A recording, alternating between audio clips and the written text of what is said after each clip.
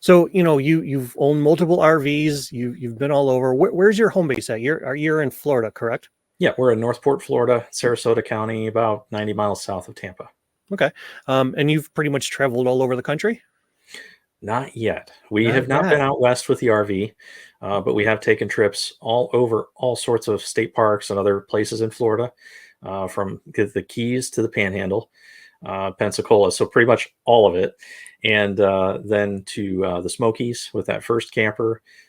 We've been to also through some Ohio parks, and Chicago and Michigan. When we bought this camper, we actually had a U-Haul full of all the stuff from our old camper that was totaled to take to Jacksonville from here, 6 hours, to go buy this camper, load it up, and take a road trip to Michigan and Chicago and back over about 10 days. So that was an Wow. adventure. Where's what's been the favorite spot that you've traveled to? It's kind of a toss up. As far as location and the time spent and what we did and what you see and do there, I think the Keys, going to Bahia Honda State Park near Marathon, is amazing because we only book the waterfront sites. So in the morning, the kids wake up, eat something or not. They're suited up. They walk out, and 20 feet later, they're in the ocean or the Gulf, swimming and snorkeling with fish. And we've seen Goliath grouper, and we've seen all kinds of wildlife there in the waters there. So I think Bahia Honda and the Keys is probably a top. That's great. And those are adventures and memories that you can only get by RVing and camping. And, we love hearing stories like that all the time from people who, they went on a road trip and they found this spot and it was just this magical, incredible area.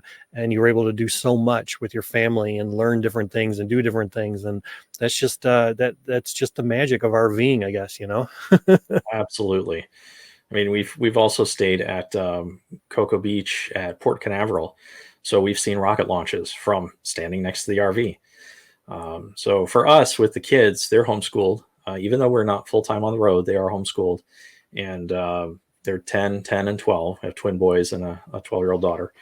And for us, it's the experiences, and they love it. They love to travel, as we're doing it now. If we went full time on the road, which we would love to do, I think they would still love it. Yeah. Yeah, definitely. We hear that a lot. A lot of families where, they homeschool or they do live full time in an RV, and, they say the same exact thing. Those experiences, they're worth their weight in gold, and you learn so much. And as you grow, those are the things that sort of shape you into the person that you become by having those experiences. Yep, absolutely. So, so you've traveled across different states. You've been different campgrounds, different state parks. You've met a lot of people. You've had multiple RVs, different rigs. And you've talked a lot about the things that you love about it. So, what are the things that you don't like about RVing and camping? Oh, it's well to say. Let's, I guess, break it out into RVs and then into the whole camping lifestyle or situation. So the RVs, they're built how they're built. We're all stuck with it. That's how they are. I think that the range of quality of build is not, drastically huge. It's this is really great or this is really bad, and they're all like somewhere here in the middle. And it's not, there's nobody that's super awesome and they're all perfect and they never break. I highly doubt it. But so it's the quality thing. But again, going back to, if it's small, you can fix it. It's you learn and you deal with it, and you enjoy it. The industry, as far as the service from the dealers, that's a real bummer for a lot of folks who do have bigger issues. Do you Again, think that, that quality, why there isn't a big difference between great and not so great, is because like a lot of manufacturers just pump these out. They're all about the quantity and the number, and the quality assurance isn't quite where it should be? Or do you have a theory on, other theories as far as like why the quality isn't great sometimes? well, I think that that everyone's trying to do it lighter, Oh, yeah. cheaper, And so, and for better or for worse, I know that a lot of RVs, older RVs, were much heavier, but they probably were much sturdier. It depends on how you look at it, I guess. But I think as many things that are manufactured in mass, you will see that the product quality is not always the same. Now, we're not expecting a Rolls Royce handmade, Right. Sure. that takes a few months to make. I mean, these things take a few days to make, I think, and that's it. So I wish the quality control was a little better, but I think it's improving overall. But again, you learn how to deal with it, Yep. and try not to let it affect your camping and your situation. Um, as far as campgrounds and things like that, we really love state parks. We're not really into the RV parks. We're actually staying for our first time at Margaritaville Oh, next month nice. in Auburndale, Margaritaville's great. Florida. Yeah. And we visited once before, but everyone raves about it. I've seen all about it. It looks great and amazing, and I'm sure it's going to be great and amazing because really that's a resort. They've got everything for the kids, and it's laid out really nice and it's pretty new. So that's going to be really different for us because we enjoy the state parks so much, and I'm able to book based off of folks' cancellations. That's how I book about 90% of our camping to state parks because in Florida, they're often very full. Yeah. That's another thing with the lifestyle, I guess, is depending on where you look, the capacity. So state parks in Florida, great, inexpensive. Some of them are full hookups, but it's very hard to get in, especially on weekends. If you're not a full timer, or you don't have flexibility during the week, it can be tough. But there are a lot of tools nowadays to help you get those canceled campsites when people cancel a weekend. Oh, we can go in 2 weeks. Yeah, let's book it. So I book 90% of our stays via methods like that. So there are workarounds for things too. With RV parks, like I said, we don't have a lot of experience with them. It seems like there's more availability nowadays than there was a while back, but I think that was an issue too. I think people found that they're getting a little more expensive sometimes, Yeah. and that the availability was an issue. So, Yeah. You bring up a good point. People are looking to save money and, spending huge amounts of money to reserve a spot in a RV park. I think a lot of times people choose to go the route where it's not as expensive by going to a state park or something that's not as full or as packed. So, yeah. yeah. So, well, once again, if you are just now tuning in and catching this podcast, you can go to e3camping.com/wandering fun.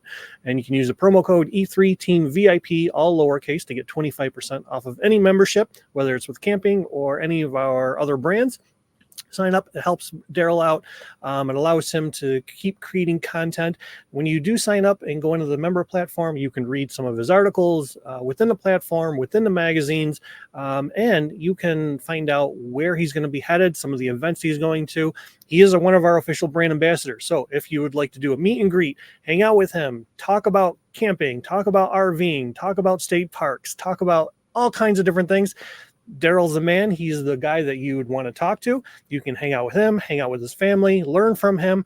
And you've heard it here. He's had 3 different rigs, so he knows quite a bit. He is a great asset, and he has tons of knowledge.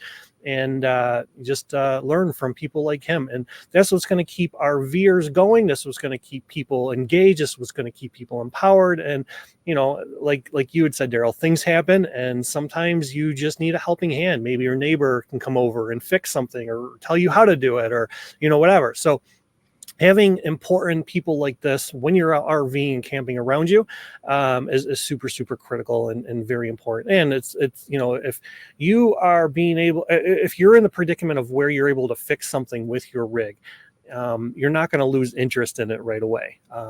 Sometimes people, if something goes wrong and they don't know how to fix it, or they can't get it into the dealer, or they can't get it serviced or whatever, a lot of times people are just like, I'm not going to deal with this. It's a headache. I'm going to get rid of it. But if there are people out there that can help you solve the problems or issues or anything that comes up, then it keeps you going, and it keeps that passion alive and the love alive for RVing and camping and being out there and with other people. Yep, absolutely. And E3 is a great resource to learn from, and growing the content on there all the time. And people like me who are active in the forums too. If you have questions, you can ask them in there, and people who are focused on this topic are going to help you get answers. And you're not going to have to look at 40 different ads for things that have no relevance to what you're doing or thinking about at the moment, and all the other distractions. It's a great platform. Yeah. And that's another point that I want to bring up. There are so many people out there that do put out information, but whether or not knowing if it's correct, safe, the proper type of information, that's something that always weighs on the back of a lot of people's minds. But if you get to hang out with people like you, or join as a member of E3 Camping, you are learning from vetted experts, people who have the experience, people who have been out there, people that know what they're doing, so that any information or help or education that you do get, that it's going to be proper and right and safe, and you're not going to have any issues. Right. There's a different level of trust of the information from a platform like this versus the internet Right. on the whole. So Yes. yeah. Yeah. So, all right. Well, thank you, Daryl, for taking the time to chat with us today. And once again, sign up, be an E3 member, learn from people like Daryl, hang out with people like Daryl, and you will be better off. You'll be good to go. You'll love everything that is about RVing and camping, and you'll be set up for success. Right. All right. Until next time, friends, we'll talk to you again soon, and take care.